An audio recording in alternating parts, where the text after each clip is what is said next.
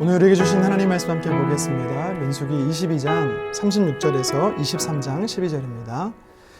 발락은 발람이 온다 함을 듣고 모압 변경의 끝 아르논가에 있는 성읍까지 가서 그를 영접하고 발락은 발람에게 이르되 내가 특별히 사람을 보내어 그대를 부르지 아니하였느냐? 그대가 어찌 내게 오지 아니하였느냐? 내가 어찌 그대를 높여 존귀하게 하지 못하겠느냐? 발람이 발락에게 이르되 내가 오기는 하였으나 무엇을 말할 능력이 있으리이까? 하나님이 내 입에 주시는 말씀 그것을 말할 뿐이니이다.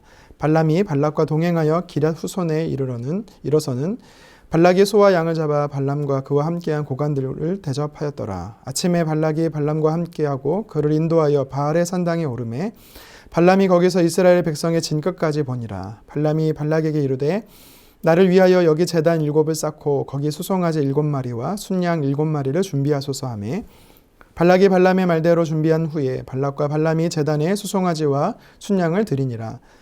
발람이 발락에게 이르되 당신의 번제물 곁에 서소서 나는 저리로 가리이다. 여호와께서 혹시 오셔서 나를 만나시리니 그가 내게 지시하시는 것은 다 당신에게 알리리이다 하고 언덕길로 가니 하나님이 발람에게 임하시는지라. 발람이 이르되 내가 7제단을 쌓고 각 제단에 수송아지와 순양을 드렸나이다.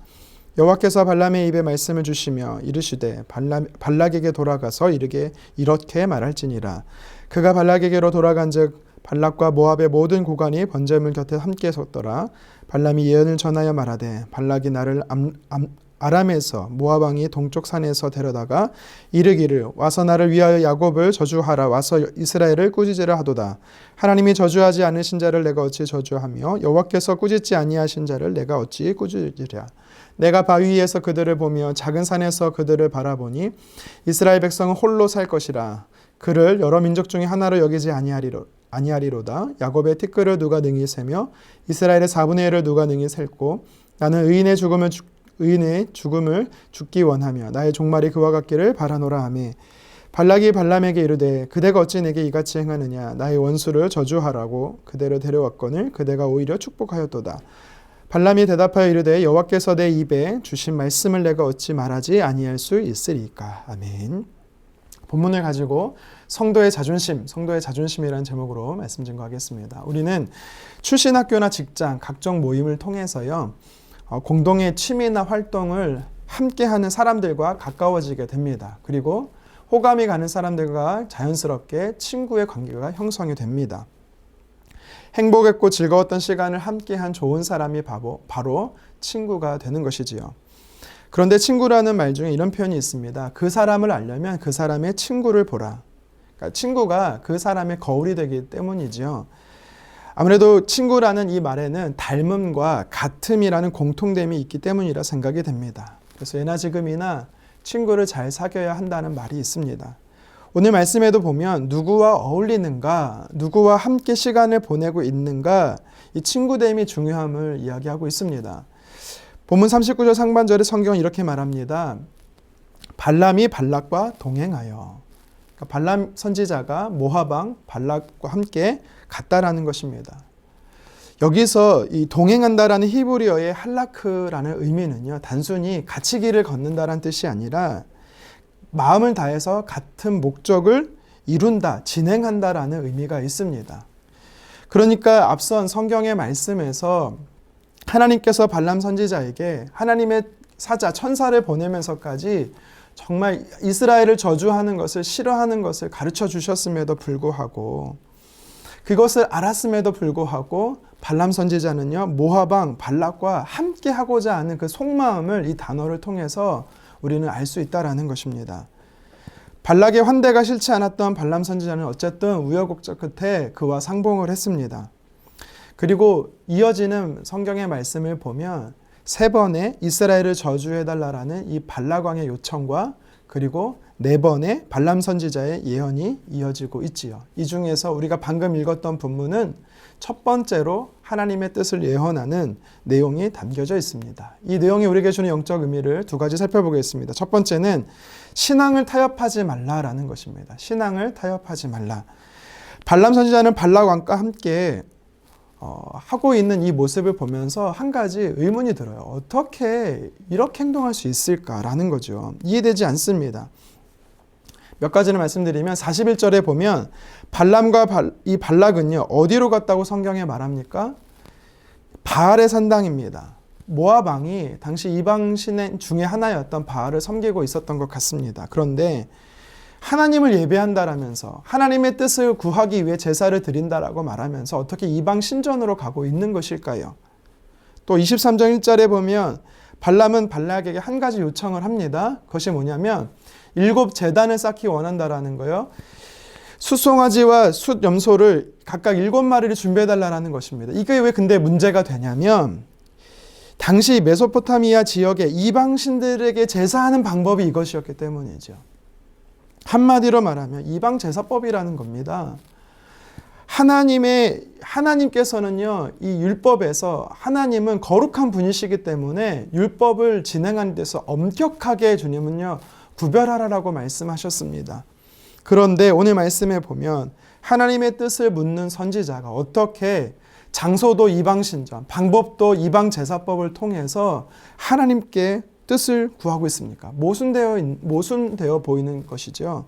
모순된 모습입니다. 성경에 이 발람 선지자의 정보가 이렇게 많지 않기 때문에 우리가 잘 알 수는 없지만 이방인이면서 이스라엘 민족이 아니라 이방인이면서 하나님을 뜻을 구하는 선지자다. 그러면 이 사람이 진짜 참 선지자인가? 아니면 다른 신을 섬기는 가운데 이스라엘 민족 신 중에 하나로서 하나님을 섬기고 있는 자인가? 저는 후자에 가깝다라고 생각을 합니다.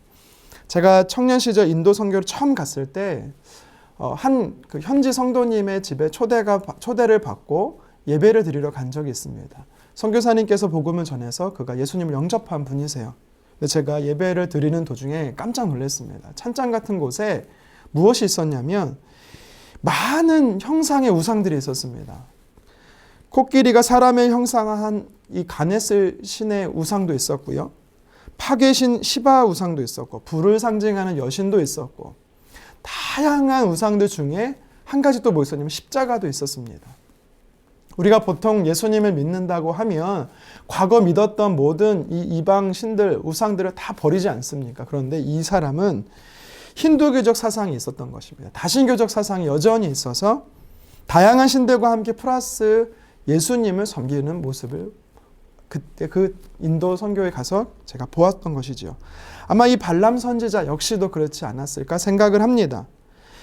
다양한 신들을 섬기고 있으면서 그 중에 이스라엘 민족신 여호와를 섬기는 모습이 있지 않았을까 추측해 보는 것이죠.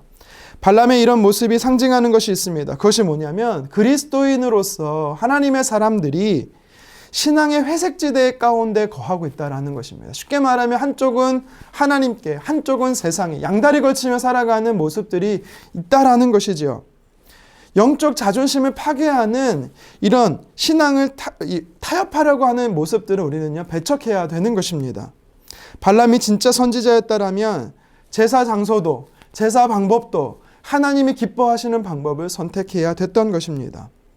진짜 하나님의 선지자였다라면 그는 이런 모습들을 전혀 거리낌 없이 행동해서는 안 된다라는 것입니다. 진짜 신앙인인지 아닌지 애매한 행동을 한 이유는요. 그가 하나님의 뜻을 전하는 것이 목적이 아니라 자신의 소욕을 추구하는 것이 목적이 되었기 때문이죠.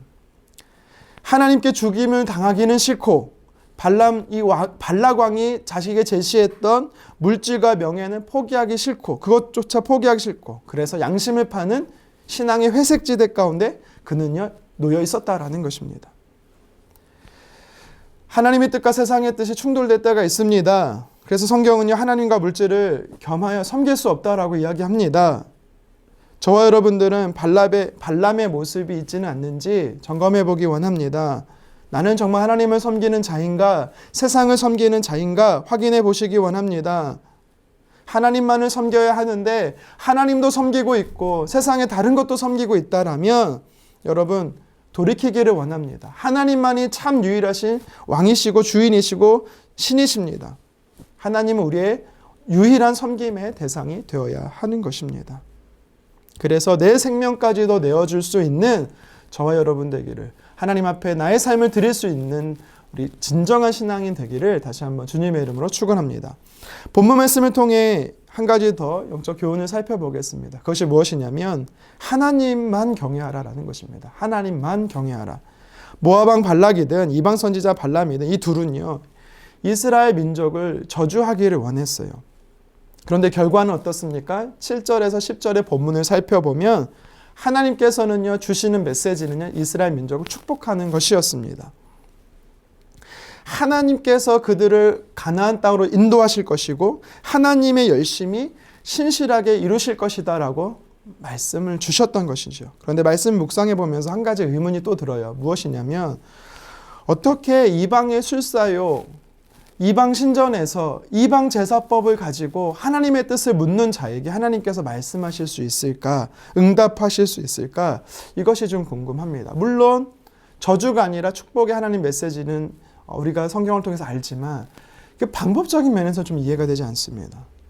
그런데 우리가 오해하지 말 것은요, 발람 선지자나 발락 왕의 지극정성한 재물이나 그들의 열심으로 하나님이 응답하셨던 것이 아닙니다. 하나님이 이방 선지자였음에도 불구하고 하나님의 뜻을 알려주신 데는 분명한 목적이 있었어요. 그것이 무엇입니까? 아무리 사람들이 계획하고 세상 사람들이 하나님을 배척하며 계획할지라도 하나님의 뜻은 반드시 성취된다라는 것을 하나님께서 가르쳐주기 위함이셨습니다. 개인이든 민족이든 복을 주고 저주를 주는 대상은 흥망성쇠로 주장하는 분은 오직 하나님이심을 성경은요, 하나님이 가르쳐주기, 성경은요, 하나님이시다라는 것을 가르쳐주기 위함이었던 것이지요. 이러한 능력은 오직 하나님께만 있다라는 것을 우리는 알아야 되는 것입니다.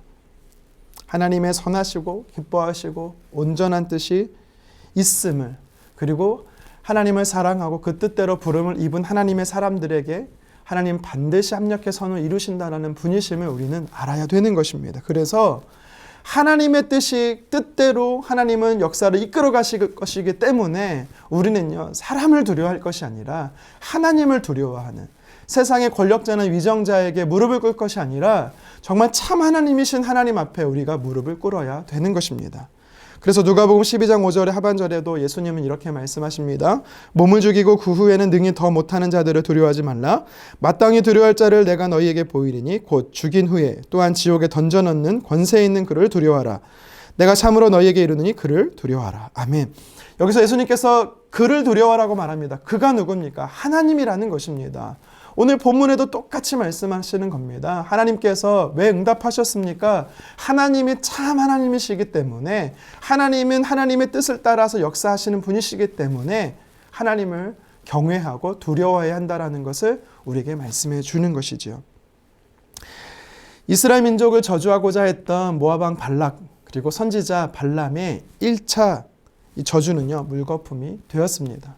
하나님을 아는 발람이 물질적 명예욕 때문에 이러한 악한 계력에 동조하는 모습을 보면서 그리스도인답게, 하나님의 자녀답게, 성도답게 우리는 어떻게 살아가야 하는지를요, 오늘 말씀을 통해 살펴보게 되는 것입니다.